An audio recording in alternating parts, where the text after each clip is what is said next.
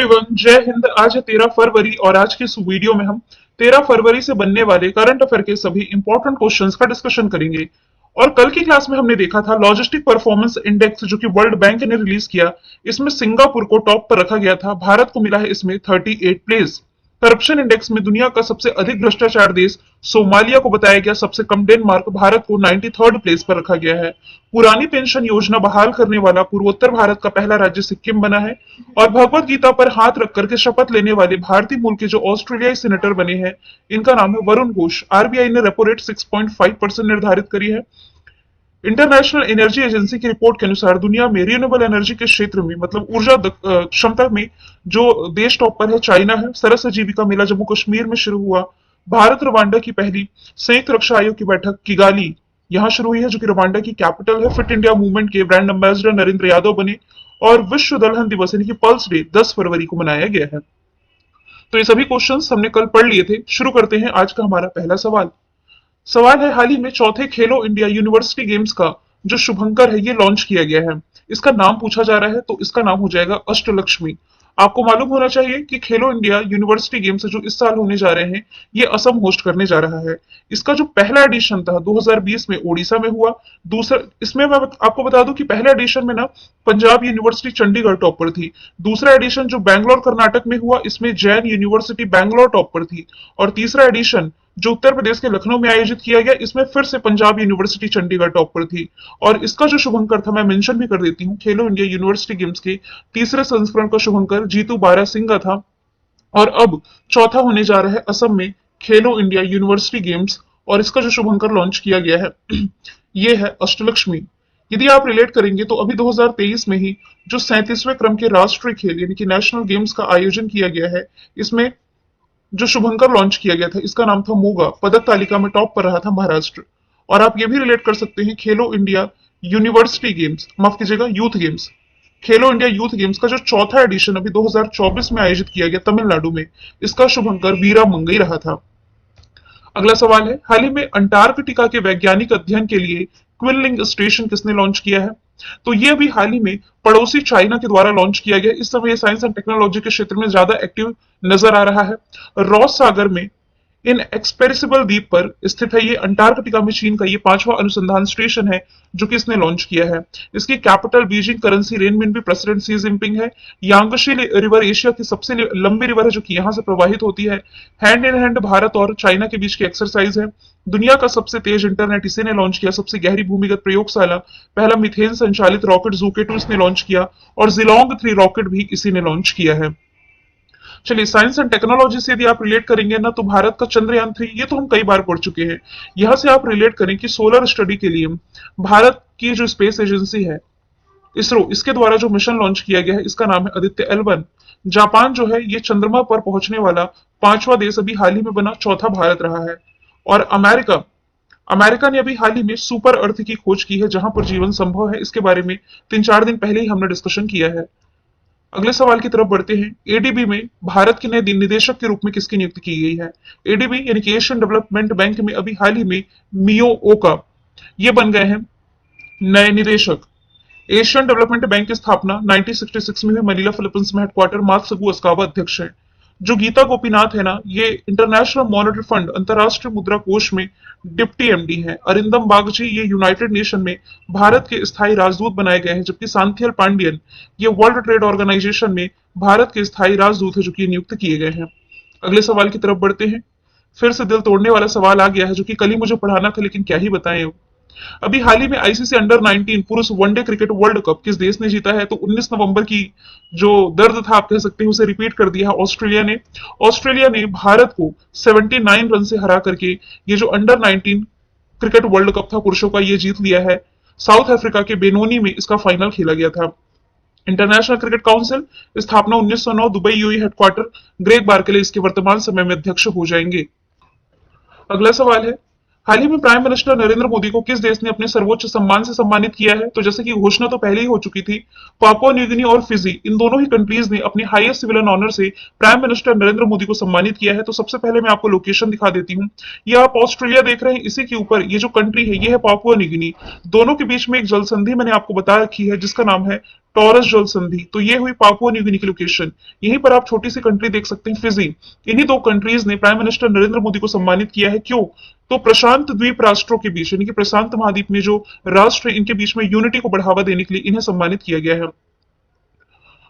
अब prime minister Narendra Modi को अन्य कई कंट्रीज ने अपने सर्वोच्च सम्मान से सम्मानित किया, जिसमें कि दो तो हमने देख लिया। ये लास्ट ईयर फ्रांस के हाईएस्ट सिविलियन ऑनर से लोकमान्य तिलक अवार्ड, जो भारत में, इन्हें पुणे में सम्मानित किया गया पलाऊ द्वारा। और ऑर्डर ऑफ नाइल, यहां से ऑप्शन 3 में मैंने इजिप्ट लिखा भी है। इजिप्ट का सर्वोच्च सम्मान ऑर्डर ऑफ नाइल से सम्मानित किए गए हैं।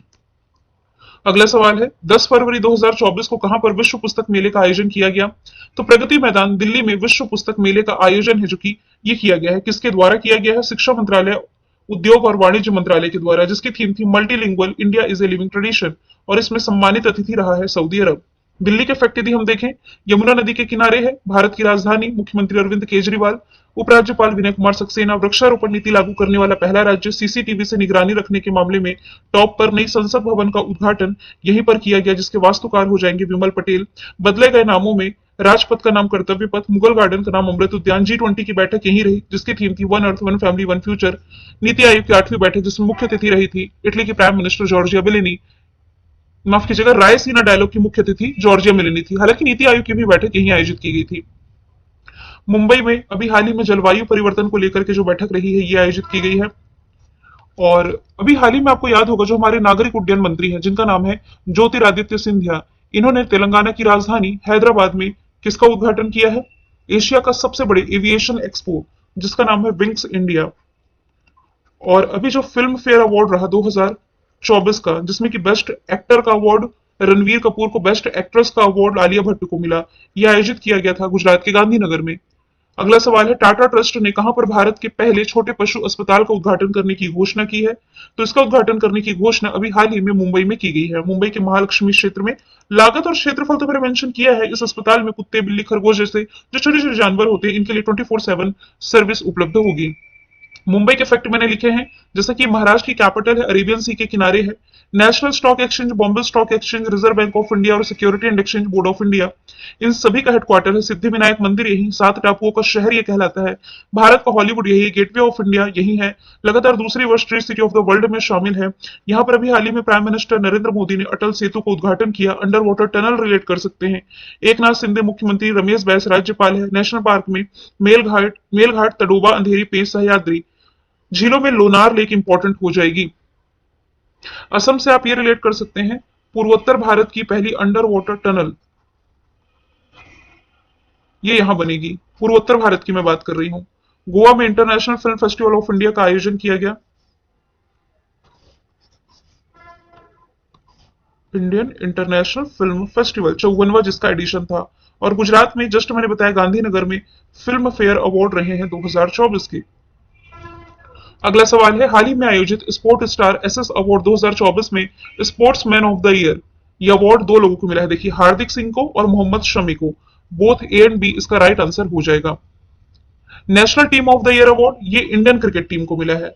अच्छा, यदि मैं बात करूं विराट कोहली की, तो अभी जो आईसीसी मेंस वर्ल्ड कप खेला गया था, इन्हें प्लेयर ऑफ द सीरीज का अवार्ड मिला था। लेकिन आपको करंट से रिलेट करके कमेंट बॉक्स में यह बताना है कि आईसीसी के द्वारा अभी जो अवार्ड की घोषणा की गई है, इसमें विराट कोहली ने कौन सा अवार्ड जीता है। अगला सवाल है, साउथ एशिया की पहली प्रोफेशनल वुमेन हैंडबॉल लीग का अनावरण किसने किया है? तो ये भारत में किया गया। इसमें 6 टीमें पार्टिसिपेट करेंगी और ये लीग ना अगले साल जनवरी 2025 में लॉन्च की जाएगी। देश भर में महिला हैंडबॉल को बढ़ावा देने के लिए और इसे विकसित करने के लिए महत्वपूर्ण ये कदम है। हैंडबॉल ये एक टीम खेल है, जिसमें 7 खिलाड़ियों की 2 टीमें आपस में खेलती हैं। खिलाड़ियों का उद्देश्य विरोधी टीम के गोल में बॉल को फेंकना होता है। और ये भारत इसके लिए अनावरण कर रहा है, मतलब 2025 में इसका आयोजन किया जाना अगले साल। अगला सवाल मैंने रिवीजन कर रखा है। 2024 में 5 नई रामसर साइट जुड़ने के बाद भारत में अब रामसर स्थलों की संख्या ये हो गई है 80। पहले कितनी थी? 75। तो 1971 में ईरान का एक शहर है रामसर, यह एक कन्वेंशन हुआ था, जिसे आप रामसर कन्वेंशन के नाम से जानते हैं, आर्द्र भूमियों को संरक्षित किए जाने को लेकर के। तो इसी में फिर आपको यह भी मैंने बताया था कि 2 फरवरी को वर्ल्ड वेटलैंड डे, आर्द्र भूमि दिवस मनाया जाता है। तो 75 थे, 5 नए शामिल हुए, जिसमें कि 3 कर्नाटका के हैं। अंक समुद्र पक्षी संरक्षण रिजर्व, अघनाशिनी एस्चुरी और मगधी केरे संरक्षण रिजर्व तमिलनाडु के 2 है। कराईवेटी पक्षी अभ्यारण्य और लॉकनवुड 16 रिजर्व 1। तो यदि मैं कहूं सबसे ज्यादा वेटलैंड कहां है, यूपी में है। माफ कीजिएगा, सबसे ज्यादा तमिलनाडु में 16, उत्तर प्रदेश में 10 है, दूसरे स्थान पर है वो।